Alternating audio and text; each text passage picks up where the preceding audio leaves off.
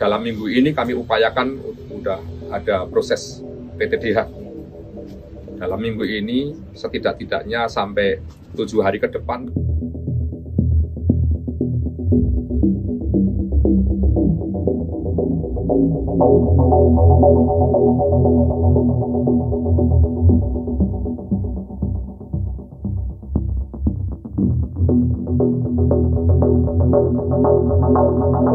Menit setelah saya menerima berita, korban dinyatakan sudah meninggal dunia. Dan akhirnya di dalam waktu kurun tidak terlalu lama, oknum tersangka ini juga menyerahkan diri ke Polda dengan upaya-upaya tertentu, dan sampai saat ini secara intensif sedang kita dalami apa yang menjadi motifnya. Kita belum bisa melaporkan, menginformasikan secara utuh, kecuali nanti sudah kita kumpulkan keterangan saksi maupun dari yang diduga tersangka. Pastinya tindakannya tegas.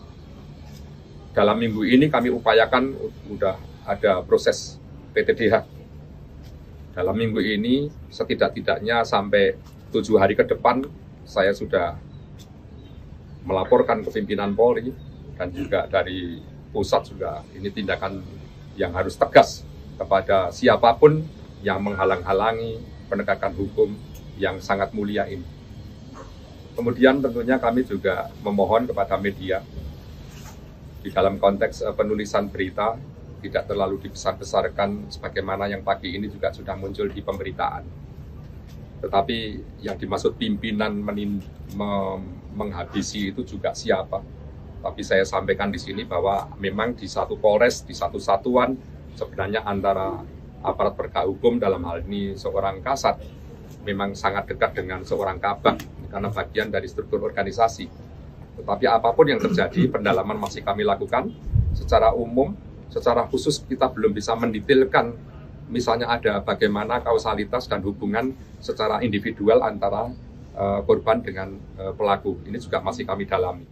Penegak hukum dengan satu sisi diduga oknum yang bertentangan atau berlawanan pendapatnya atau berlawanan niatnya atau mungkin berlawanan tujuannya. Kita belum mengatakan mana yang backing, mana yang tidak, itu belum, itu masih terlalu prematur karena ini baru kita sampaikan peristiwanya benar terjadi dan ada perwira kami yang juga meninggal dunia yang secara hukum pastinya kita akan tegakkan seoptimal mungkin. Tetapi secara manusiawi dan secara dinas pasti juga kami akan mengantarkan jenazah, menyerahkan jenazah ke keluarga almarhum dan sampai nanti proses pemakaman di Makassar, di kampung halamannya. Karena orang tua, terutama ibu dari almarhum masih ada. Ini pun berdasarkan atas permintaan dari orang tuanya untuk pengurusan terkait dengan pemakaman jenazah. Tentunya dalam hal ini kita tidak akan berharap terjadi lagi. Pastinya juga ini yang terakhir terjadi. Dan ini justru untuk memberikan shock terapi juga bagi yang lain.